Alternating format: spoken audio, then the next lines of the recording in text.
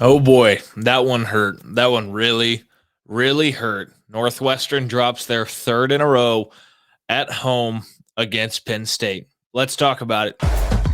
You are Locked On Northwestern, your daily podcast on the Northwestern Wildcats, part of the Locked On Podcast Network, your team every day.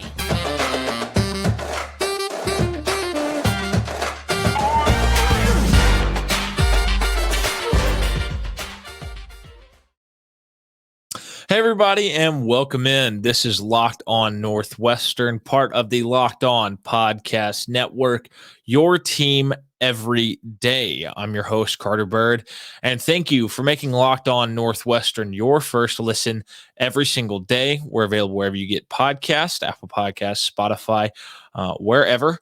You can find us, and we're also on YouTube. Just search Locked On Northwestern. You can find us there. As always, we're a part of the Locked On Podcast Network, your team every day. So to make sure you don't miss an episode, make sure you're subscribed and you turn on notifications for every, wherever you listen, really. So you don't miss any of these episodes covering Northwestern and this basketball team and everything going on. Let's jump into it because this one hurts. This one really, really hurts. As we knew coming in, Northwestern was 20-9, 11-7 in Big Ten play. Two straight road losses at Illinois, where they choked in that second half. Nobody helped Boo Boo, and he ran out of gas after scoring 35 points. Scored 22 in the first half. He was unbelievable. Nobody besides Brooks Barnheiser really stepped up to help him out in that one, and you ended up losing that one. Then you all go on the road to Maryland. And on their senior night with, 5 seniors, if I recall correctly, they have great energy. And you go back and forth with them in the first half. And what was one of the more entertaining halves of basketball Northwestern has played all year.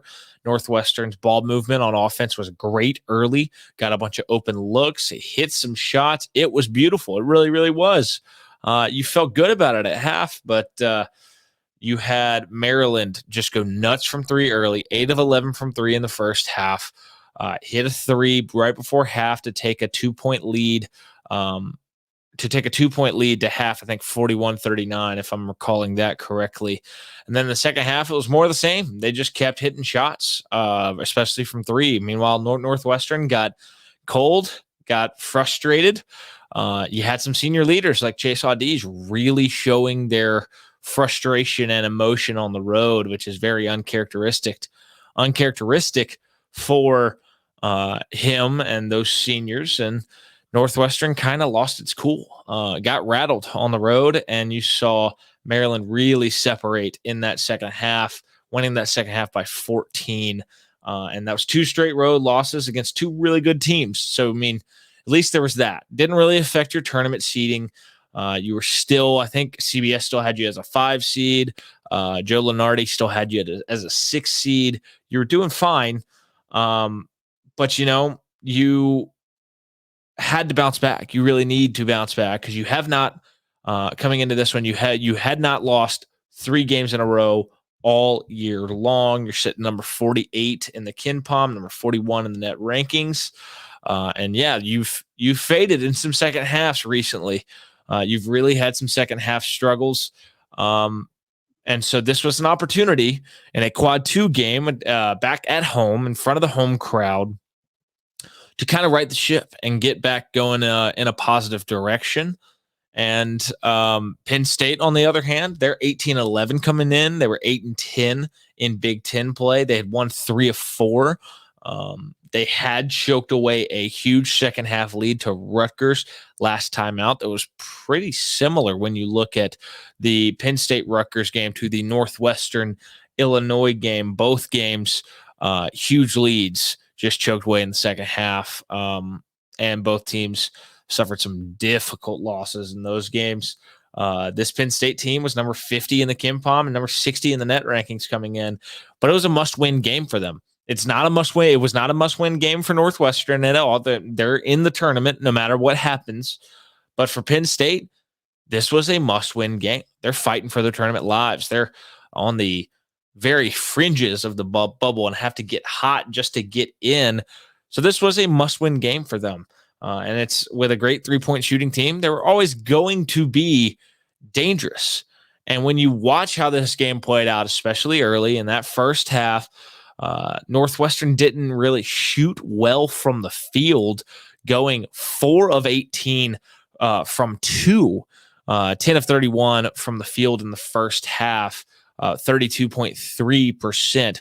But they were good from 3. And that's what you saw early is they ended up building the lead there out the gate a little bit. I think the lead got to as many as 10 in the first half, got to 10 points twice in the first half, as you had Boo Booey in the first half. He went 3 of 6. He missed his 1 3-point attempt.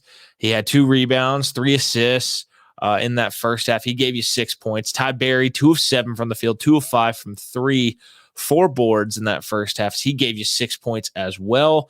Chase Audige hit a 3. He went 1 of 2 from deep, 1 of 4 from the field. Couple points, couple assists, and a turnover.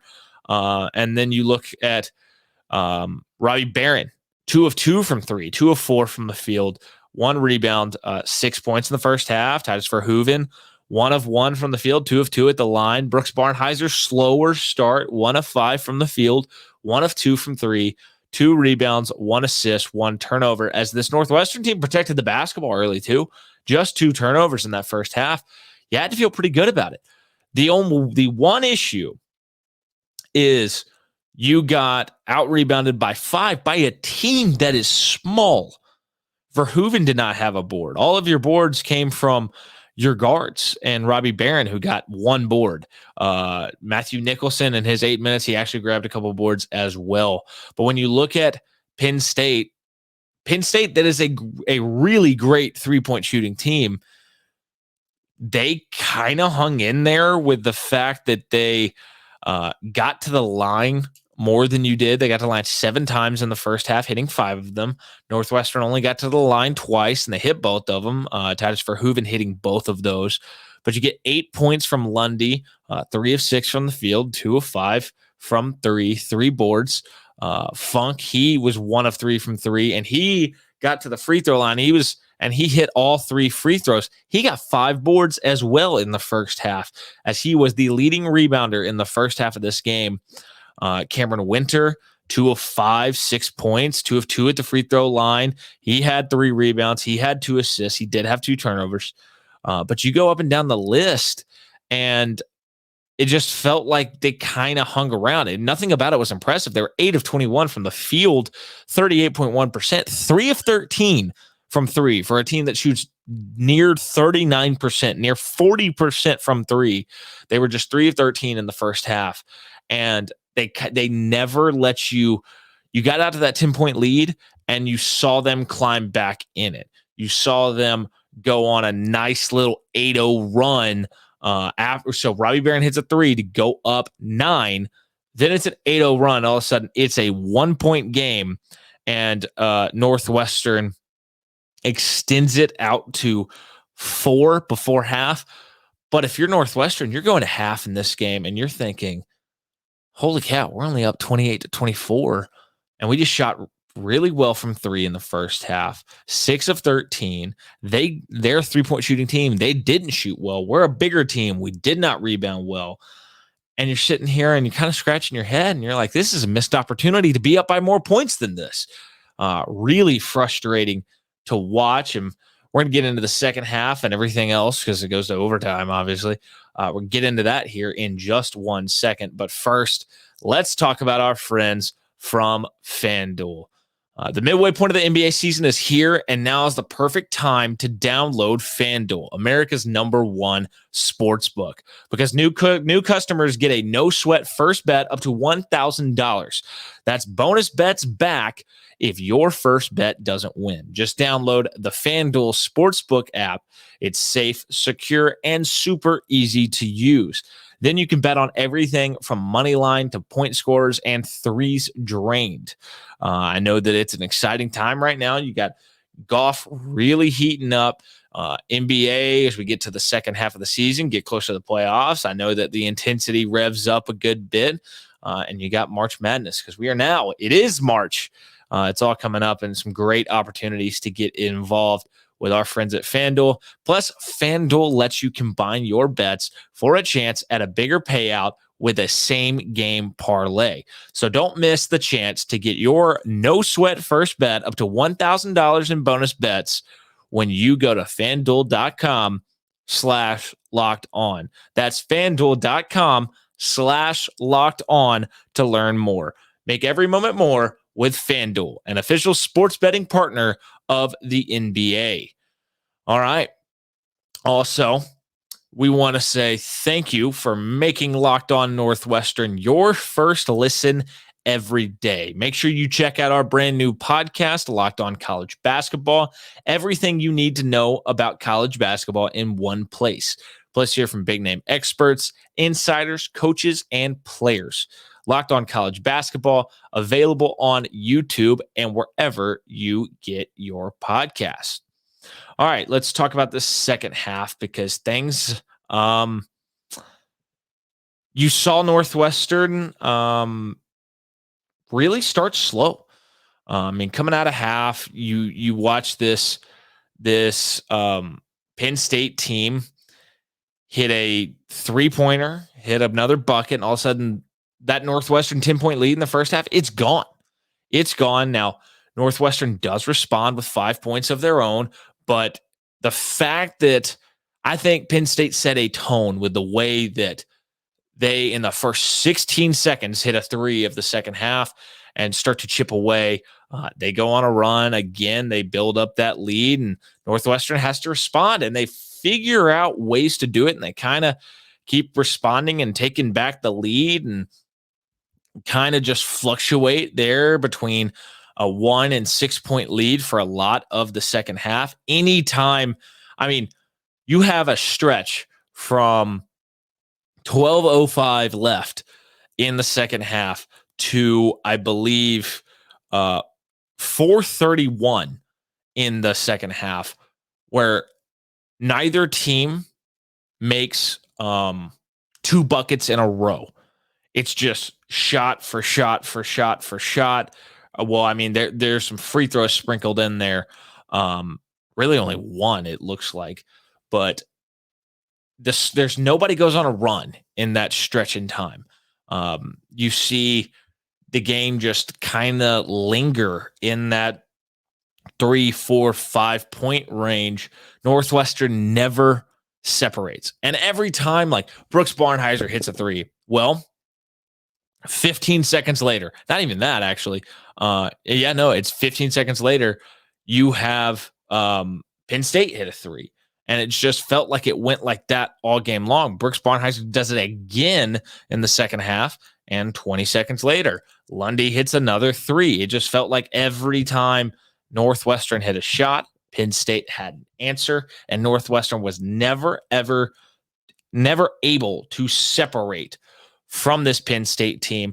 Then you look in the final 4:31, you get 3 3-pointers out of Penn State. And on the Northwestern side, all you get is a Chase Audish free throw, and you get a Ty Berry jump shot there with 1:18 left to tie the game at 61. There were opportunities for this Northwestern team. They had chances, and they did not seal it in regulation. They just did not. Penn State had some opportunities. I thought Northwestern, when they had to in regulation, had a few decent possessions on defense where they got some stops. They made life difficult. The final possession for Penn State, oh boy, Brooks Barnheiser got caught a little bit ball watching. It was a great look. I think it was for Funk. And I thought it was in. I thought that was game over, but it just rims out. And you see Northwestern survive to go to overtime.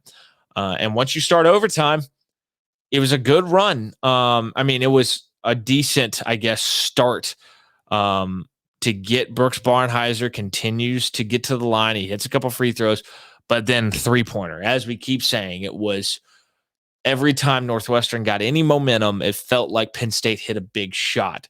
Boo Buie gets a floater, and all of a sudden it's still a 1-point Northwestern lead. Well, you have Penn State hit a free throw with a minute and a half left.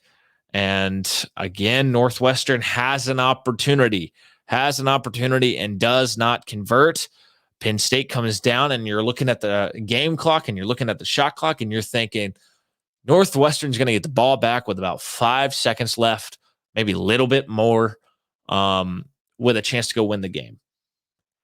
And then you see Penn State miss a shot, and Titus Verhoeven's man, who comes towards the paint before the shot goes up. Titus Verhoeven's he's with him the whole way, and then the shot goes up, and Titus kind of loses him for a second, but Ty Berry steps in front. You got two guys there. Ty Berry has a butt on him at first. He's going to box him out, and Titus Verhoeven even looks back. He sees that, and then both guys get caught ball watching. Nobody actually boxes him out. And you see Mahaffey get a huge rebound there at the very end, and Penn State's able to throw it around the horn and get the ball out to Cameron Winter, and he hits a huge three as time expires. And that's something that just every time they got you, and I want to talk about it because when you look at how this game was played, I don't think that this in reality turned out to be a good matchup for Northwestern. The lack of size that Penn State had and the amount of shooters and the athletic nature of their guards made it where they were able to basically eliminate Matthew Nicholson, it felt like. I mean, Nicholson plays just 10 minutes for the game, just gets 2 shot attempts. He misses both. Just 2 rebounds, did have 2 assists, but he wasn't effective. And so you saw a bunch of shooters on the court for Penn State.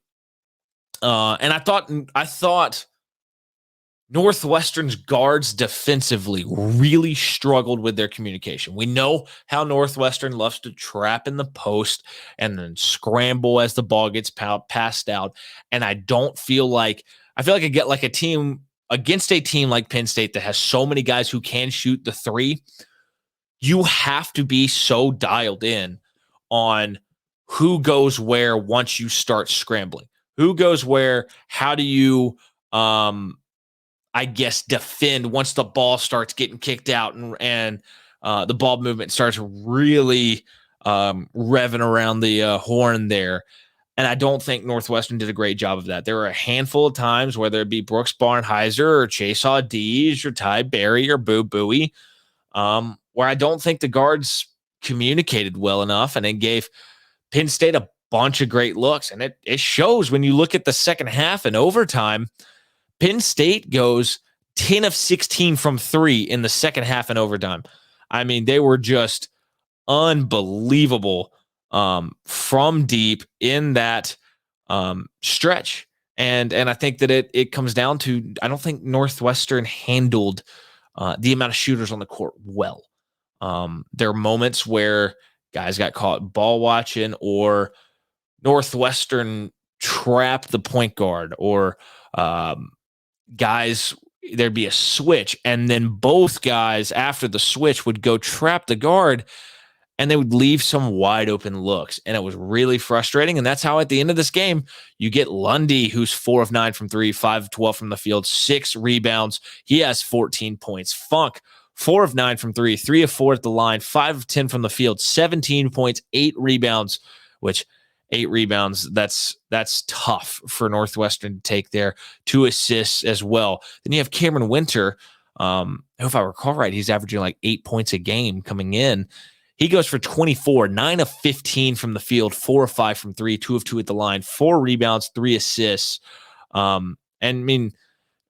Pickett had 7 points. He didn't hit any of his threes, but he had 11 assists. And that encapsulates what happened was because I think they did such a good job of moving the ball, and I thought Northwestern didn't do a great job communicating defensively, and I thought they trapped unnecessarily in certain spots, trapped guards. It left guys open and allowed some opportunities for Pickett to pick up some easy assists, but it was frustrating. I mean, on the Northwestern side, Boo Buie, 9 of 22, 2 of 7 from 3, 5 rebounds, 8 assists, scores 20 points, just 1 turnover.